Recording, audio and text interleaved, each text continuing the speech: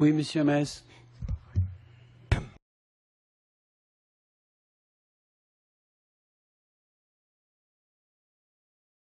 Je vais intervenir sur les délibérations puisque on émettra un vote, le même vote à chaque fois. Je rappellerai que nous avions voté contre le principe de vendre des maisons appartenant à la mairie le 27 juin 2013. On avait dit à l'époque que se débarrasser de maisons alors que les associations manquent de lieux de vie pour leurs activités, alors qu'on avait aussi promis que des lieux d'exposition pour les artistes en 2008, puisqu'on est à l'heure des bilans. Je me souviens encore qu'on promettait pendant la campagne de 2008 des nouveaux lieux d'exposition pour les artistes. Et là, en l'occurrence, on pouvait en avoir l'usage. Donc je trouve que dommage qu'on dise oui, on n'en a pas l'usage. Bien sûr, si on n'a pas d'imagination, c'est clair qu'on ne peut pas en avoir l'usage. Donc on pouvait aussi imaginer que transformer ces maisons en des lieux d'accueil pour l'urgence. Il y avait énormément de choses qui sont possibles de faire avec ce patrimoine communal. Mais évidemment, quand on ne veut pas, on ne peut pas.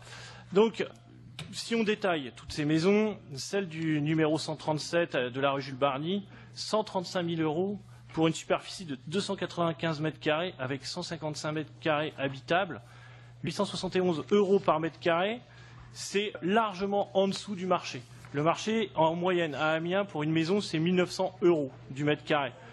Mais même l'état de la maison, si on regarde les devis, et il y a des devis aussi, et j'y reviendrai sur la rue l'Amiral Courbet, même en tenant compte des devis, c'est largement en dessous du marché.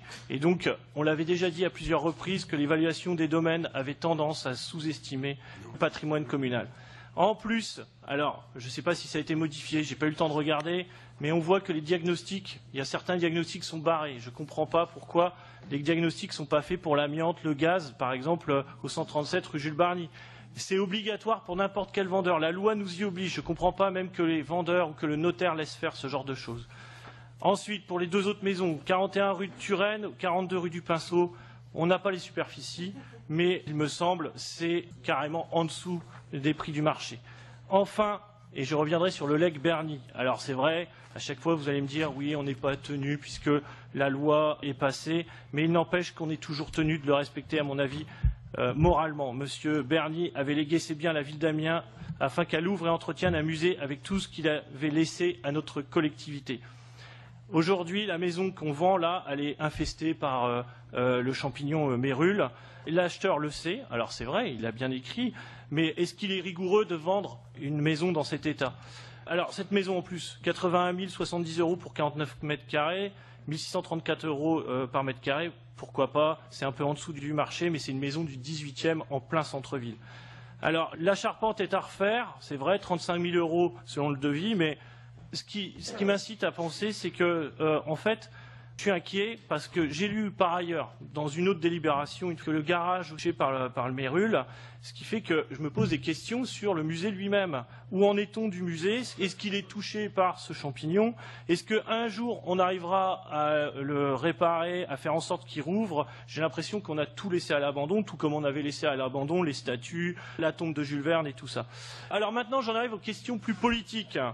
Pourquoi vendre une partie de notre patrimoine à si bas prix à quelques mois des élections municipales? Moi, je me pose vraiment la question. Pourquoi se séparer si rapidement de biens publics? Tout à l'heure, on nous dit tout va bien. Je pense quand même que résorber l'endettement avec ça, c'est quand même assez symbolique. On ne va pas résorber l'endettement avec ça. Alors, qu'est-ce qu'on va faire de cet argent? Ça aussi, c'est une question. Moi, j'aimerais bien savoir si c'est juste pour résorber l'endettement et en remplir les caisses juste pour un successeur, c'est pas très intéressant.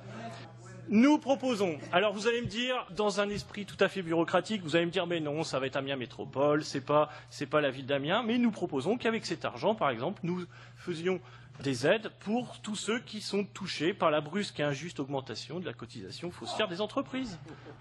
Et on votera contre ces ventes.